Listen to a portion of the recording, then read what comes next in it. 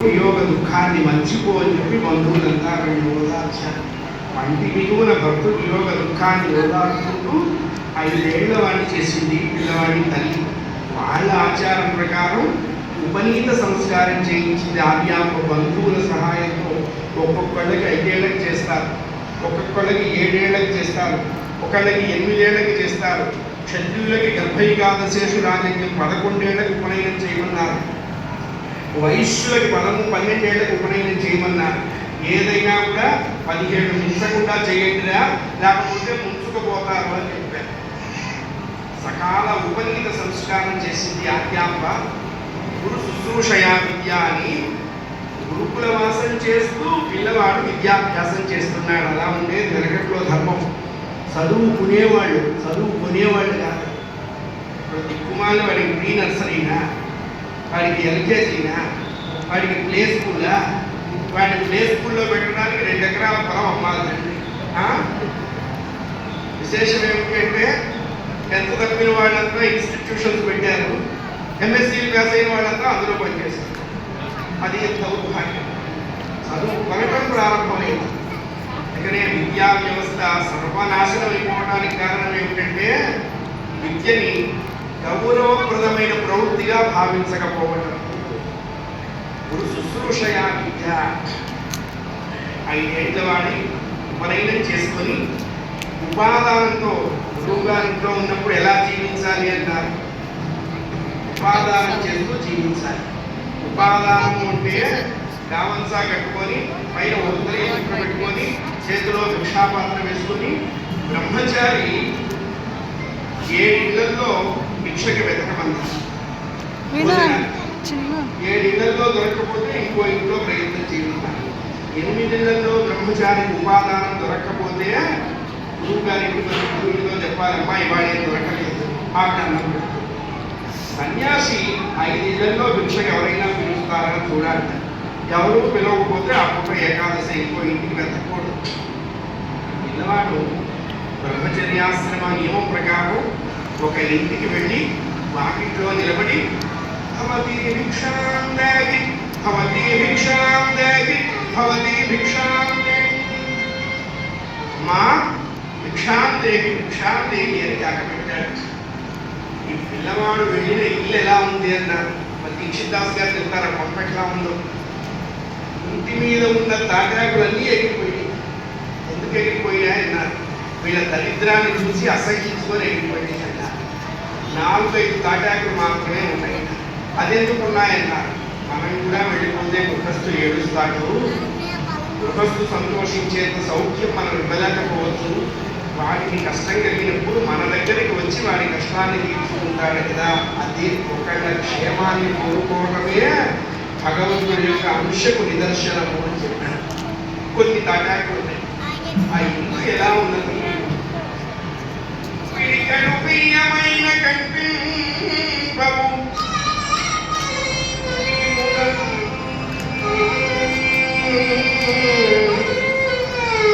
యాయవారమెత్తడి పని మీద పోయి సముదేరడు కొంపకేస్తూ సిగ్గుతో మృదుకపోవు తప్పిని మోమున దైన్యము దండవించే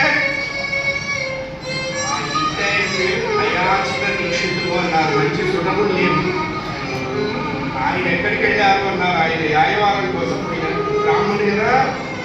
అప్పటికి 4-5 రోజులు ఇల్లు విడిచి వెళ్ళి ఆ ఇంట్లో కనీసం పట్టుకోవడానికి ఒక గుప్పెడు బియ్యం. పరమ దరిద్రం ఆ ఇంట్లో తాండవిస్తూ ఉన్నది. ఆ ఇల్లాలు వచ్చిన ఈ పిల్లవాడిని పొమ్మనలేక ఇవ్వటానికి తన దగ్గర ఏది లేదనేటువంటి తన దైన్యాన్ని చెప్పుకోలేక కుమిలి కుమిలి కుమిలి కుమిలి ఏడుస్తున్నది. అందుకనే వాకిట్లోకి ఎవరైనా మన ఇంటికి భోజనానికి వస్తున్నారు అంటే పెద్దవాళ్ళు ఏం చెప్పారు అంటే, ఒరే భగవంతుడు నీ పుణ్యాన్ని పెంచుతున్నారురా, అందుకు మీ ఇంటికి అతిథులు వస్తున్నారు అని చెప్పారు. వాకిట్లోకి వచ్చిన వాడు ఎప్పటికీ లేక వాడు రాడు. వాడికి పెట్టేంత ఐశ్వర్యం మన దగ్గర లేదని గుర్తుపెట్టుకోవాలి. వాకిట్లోకి వచ్చిన వాడికి ఇంత ఇవ్వటం కోసమే భగవంతుడు మనకి ఐశ్వర్యాన్ని ఇచ్చారు. మొదటిది దానము, రెండవది భోగము, తప్పితే నాశము అన్నారు. లక్ష్మీదేవి భూలోకంలో ఉద్యోగం చేయడానికి అవి ఇష్టపడ్డేది. వాళ్ళంత వర్స్ట్ ఫెలోలు వేస్ట్ ఫెలోలు లేదు. వాళ్ళు నన్ను అనవసరంగా పాటు చేస్తారు, నేను వెళ్ళను అన్నది పరమాత్మలో. డోంట్ సే దట్ వర్డ్స్ వచ్చు, please go and do job sincerely, I will take care about you అన్నట్టు పరమాత్మ. నేను నలుగురు బౌన్సర్లని నీకు రక్షణగా ఇస్తాను అన్నారు. ఎవరండి ఆ బౌన్సర్లు? మొదటి బౌన్సర్లు ఇన్కమ్ ట్యాక్స్ వాళ్ళు, రెండవ బౌన్సర్లు దొంగ, మూడవ బౌన్సరు అగ్నిదేవుడు. ఈ మూడిట్లల్లో మనం స్కిప్ అయినాం. నాలుగో చోట మస్టన్షుడ్గా చిక్కాలి. ఏమిటా ఇది అంటే 90 మందికి తెలుసు, ఓ పెద్ద గాజుల గది, అందులో తెల్ల కోట్లు వేసుకొని అటు ఇటు అవసరం లేకుండా పరిగెత్తేస్తున్నారు. కొన్ని చోట్ల చచ్చినా వైద్యం చేయరు, కొన్ని చోట్ల చచ్చినా వైద్యం చేస్తారు. ఆ ముందు 3 అక్షరాలు పెడతాడు, ICU, ఇంటెన్సివ్ కేర్ యూనిట్ అనుకుంటాం. కాదు, ఈ దరిద్ర పనులన్నీ చేసి అక్కడ పడతాడు. వాడు పోయినాడో చెప్పరు, ఉన్నాడో చెప్పరు. వాడు ఆ మెడికల్ రీఎంబర్స్మెంట్ అదంతా వచ్చేంత వరకు ఇంజక్షన్ వచ్చినప్పుడు వీడి మొత్తం విషయాలు బయటికి లాగుతారు. ఆ బ్లడ్ టెస్ట్లో మొత్తం వచ్చేస్తుంది, బాడీ టెస్ట్ అంతా వచ్చేస్తుంది. అదంతా కంప్లీట్ అయిన తర్వాత ఈఆర్షీ is no more, no balance brought out carry. అదే ICU అన్నారు. ICU అంటే ఇంటెన్సివ్ కేర్ యూనిట్ కాదు. పరమాత్మ ఆ గావు గది బయట నిల్చొని ICU but not now ICU, I will see you, అది ICU. ఈ 4వ దాంట్లో స్కిప్ చేయడానికి లాభం లేదు. మస్టర్ చురుగా అక్కడికి పోవటం, రేపు పడటం, స్వీట్ పాప్కార్న్, హాట్ పాప్కార్న్, ఉప్పు కారం తల్లి బయటికి రావడం. అమ్మవారిని రక్షిస్తారు. అందుకనే విద్యారణ్య స్వామి వారు శంకర మాధవ్యంలో ఒక మాట చెప్తారు, అమ్మా నువ్వు మా ఇంట్లోనే చుట్టగుట్టు ఉండద్దు, వచ్చి వెళ్తూ ఉంటూ నిరంతరం ప్లావితమవుతూ ఉండాలి డబ్బు అన్నారు. సత్కార్యం చేయడానికి, సత్కార్యంలో సహాయం చేయడానికి, సత్కార్యం జరుగుతున్నప్పుడు దాన్ని వినియోగించడానికి డబ్బు ఉండాలి అన్నారు. అప్పుడే దాన్ని ధనము అన్నారు, లేకపోతే దంధనము అన్నారు. ఆ పిల్లవాడికి ఏమీ ఇవ్వలేకపోతున్నది. ఆవిడ కటిక దరిద్రంతో ఉన్నది. ఆవిడ ఏడుస్తున్నదండి. పాకెట్లోకి వచ్చిన వాడికి ఏం ఇవ్వలేకపోతున్నారు. అప్పుడు శిరికాయ యొక్కడొక మూల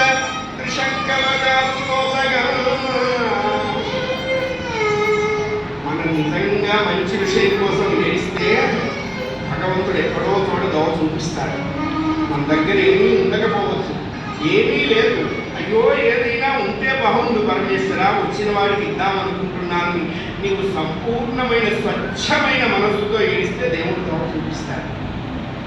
భగవంతుడి ముందు నాటకాలు ఆడకూడదు, భగవంతుడి ముందు నటించకూడదు. ఎందుకంటే ఆయన ఇంతకంటే గొప్ప యాక్టర్, ఆయనకి తెలిసిపోతుంది. ఆవిడ నిర్మలంగా భగవంతుడిని ప్రార్థిస్తే ఆ ఇంట్లో తలుపు చాటున ఒక ఎండిపోయిన ఉసిరిగ పండు ఈవిడ కనపడ్డది. ఏమంటే ఏం లేకపోతే ఉసిరిగ పండు ఎట్లా ఉంది అన్నారు. భగవంతుడు అనుకున్నాడు కాబట్టి ఉందిరా, వాడు తలుచుకున్నాడు. పండు కూడా ఎండిపోయింది. ఎట్లా ఎండిపోయింది అన్నారు. వీళ్ళ ఐశ్వర్యం ఎండిపోయినట్టే ఎండిపోయింది. ఆ ఉసిరిగ పండు ఆ తలుపు చాట రెపరెపలాడుతూ కనపడ్డది. అది ఉపదేశం చేసింది.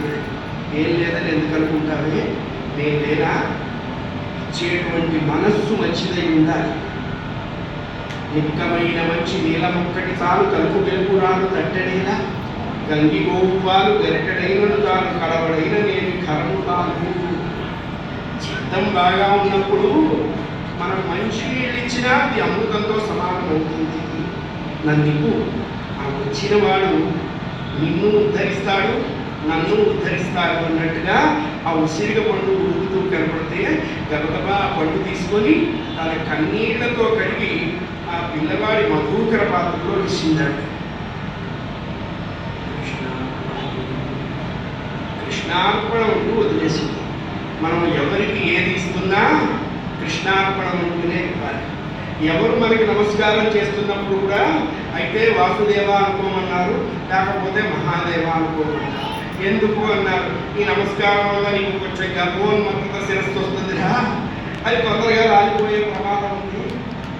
పెట్టేవాడు పరమాత్మే, పెట్టించుకునేవాడు పరమాత్మే, తినేవాడు పరమాత్మే, తినిపించేవాడు పరమాత్మే, ఇచ్చేవాడు పరమాత్మే, ఇప్పించేవాడు పరమాత్మే. నాహంకర్త హరికర్త కర్త భోక్త జనార్దన.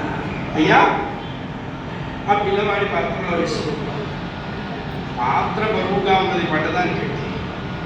పిల్లవాడు తలెత్తి చూశాడు, 4 తాటాకులు కలుపుతాయి. దరిద్రం మొత్తం అర్థమైపోయింది ఆ పిల్లవాడికి. 5 ఏళ్ల వాడు కదండి. లక్ష్మీదేవి మీద కోపం వచ్చింది ఆ పిల్లవాడికి. అవునా, నువ్వన్నీ ఇట్లాంటి దిగ్మాల పనులు చేస్తావు. జేబులో గోరెడు ఉంటుంది, వాడికి ఇచ్చే మనస్సు ఉండదు. పూలు రాసిద్దాం అనుకుంటాడు, వాడి జేబుకి చీలిపడి. ఏంటమ్మా ఇట్లాంటి పని? ఈ ఇల్లాలను ఉద్ధరించరాలని చూడండి. మనస్యేకం వచస్యేకం కర్మణ్యేకం మహాత్మన. లోకంలో 3 రకాల వ్యక్తులు ఉంటారు. ఫస్ట్ గ్రేడ్ ఎవరున్నారు? తేరా భీ తేరా, మేరా భీ తేరా. సెకండ్ గ్రేడ్ ఎవరున్నారు? తేరా భీ తేరా, మేరా భీ మేరా. థర్డ్ గ్రేడ్ ఎవరున్నారంటే ఇది కరోనా బ్యాచ్ ప్యాస్. వీళ్ళు ఎవరున్నారు? తేరా భీ మేరా, మేరా భీ మేరా. ఈ బ్యాచ్తోనే ఇబ్బంది లోకంలో. వాళ్ళు అట్లే ఉన్నారు, మనం కూడా అట్లాగే ఉన్నాం, అంతే కదా. మంచి వాళ్ళంతా ఏమయ్యారా, నువ్వు వచ్చావని అడిగాడు. వాడి ఒళ్ళు మండింది. ఏం చేస్తామని మంచి వాళ్ళంతా మంచి వాళ్ళ దగ్గరికి వెళ్ళారు, నన్ను మీ దగ్గరికి పంపించారు, సర్దుకోండి. అంతే కదా. రత్నాలన్నీ ఒక వైపు పెడతాయి, నతములన్నీ ఒక వైపు పెడతాయి, అంతే. ఎవరిని అనుకోకూడదు. 5 ఏళ్ల పసివాడు ఆ దరిద్రాన్ని పోగొట్టాలి అనేటువంటి దృఢదీక్షాదక్షుడైనాడు. ఎందుకైనాడు అన్నారు, మహాత్ముల విద్యలు మహిజన దుఃఖనాశనములకి అన్నారు. వెంటనే అమ్మవారిని ప్రార్థిస్తున్నాడు. ఏమండి, పడ్డ తీసుకొని వెళ్ళిపోవచ్చు, లేకపోతే 2 తిట్లు తిట్టి వెళ్ళచ్చు. దిక్కుమాల గొప్పలోకి అనవసరంగా వచ్చాను, ఇంకో ఇంటికి వెళ్ళినా లాభం వచ్చు. అలా రాదు మహాత్ములు. వాళ్ళ విజన్ వేరే ఉంటుంది, అందుకనే వాళ్ళని మహాత్ములు అన్నారు. ఆ పసివాడు స్తోత్రం చేస్తున్నాడండి అమ్మవారిని. అమ్మా, ఎందుకమ్మా ఇంత దరిద్రం ఇచ్చాం?